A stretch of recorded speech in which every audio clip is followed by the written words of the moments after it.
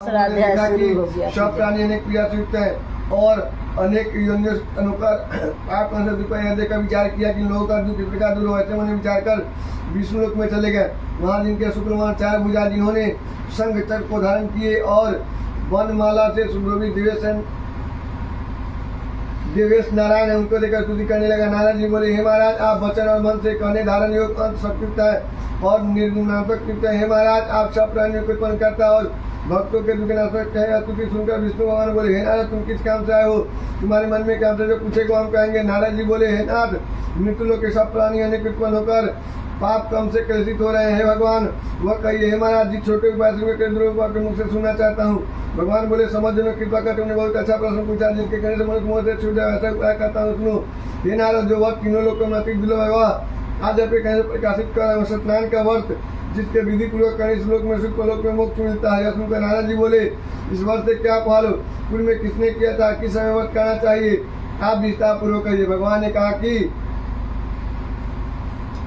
इसके करने से दुखों के नाश, धन धन आदि के वृद्धि, संतान की प्रवृत्ति, सत्ता विजय की प्राप्ति होती है। इस वर्ष में मनुष्य भक्ति श्रद्धा किसी भी दिन सायंकाल में स्नान का पूजन करे और भाई बंधु आदि तथा ब्राह्मणों के साथ धर्म सभा से नहीं भोग लावे।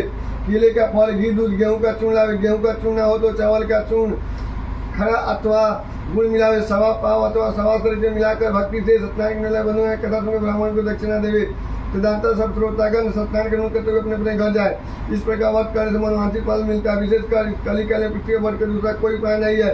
ये नारद, जिन्होंने वर्त को पहले के तो कथा सुनो। काशीपुरी में निधन सदानंद नामक एक ब्राह्मण दुष्ट पिपासा नित्य पृथ्वी पर भिक्षा मांगने तो घुमा करता। ब्राह्मण प्रेमी भगवान नारायण के दुखित ब्राह्मण को देखकर बूढ़े ब्राह्मण का रूप धारण करती आदा से पूछा, हे किस कारण पृथ्वी पर आप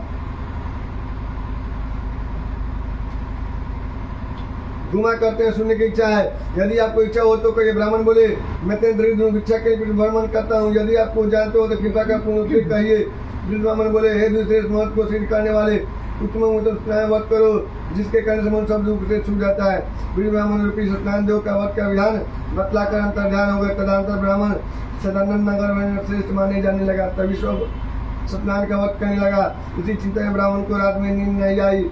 सुबह उठकर उसने यह निश्चय किया कि मैं कल ही समय स्नान करूंगा।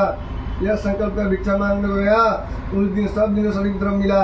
द्रव्यों से अपने भाइयों के साथ श्री स्नान का व्रत किया। उसके प्रभाव से दुख से छूटकर सरसंपतित हो गया। व्रत के प्रभाव से सदानंद श्रेष्ठ माने जाना। कई सौ ब्राह्मण हर महीने व्रत करने लगा। भगवान ने सत्यनारायण का व्रत या पूजन इसको जानकर जो मनुष्य व्रत करता है वो सब पापों